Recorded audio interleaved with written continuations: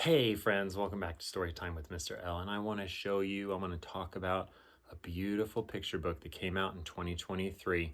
I know I'm a little late to the game on this one, but I've been out of the country. You are what you are. It's not the first book in a series, but it is Andrea Beaty's Lila Greer Teacher of the Year.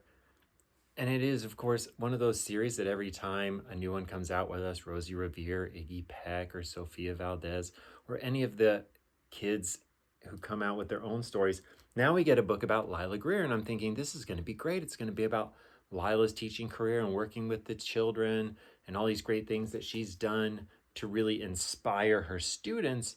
And what we find out is this is Lila's story.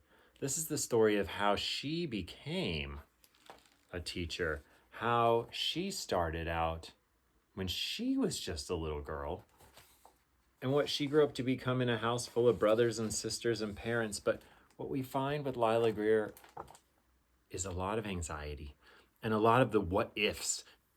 Andrea talks a lot throughout this book about the what ifs. What if this happens? What if that happens? And all of this anxiety sometimes we feel, and this nervousness and this worry and this being scared and all these things that Lila had to go through as she worked her way through school, trying to make friends, moving to new schools.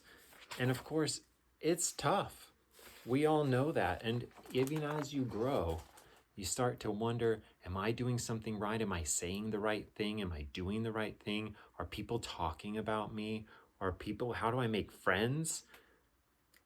And there are all these ways that are talked about in the book to not necessarily give you confidence, but to make you realize that you're special and important. And for Lila, that she could do it. She could grow up to be the person she wants to be. She could grow up to be Lila Greer Teacher of the Year. She could grow up to inspire these children to be architects and presidents and engineers. She could grow up to be a great teacher.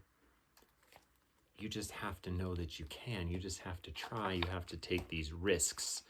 And we find, here she is, of course, with her students that we all know and love. This is a beautiful book. It's a great story. It's something that is going to be a great conversation piece between teachers and students, between librarians and students, between parents and students. So if you haven't read Lila Greer, it's a little bit different than the books that are about her students, but it is a fantastic story, great place to jump off on a lot of conversations. I always found as a first grade teacher that every year I'd have that one student with really high anxiety.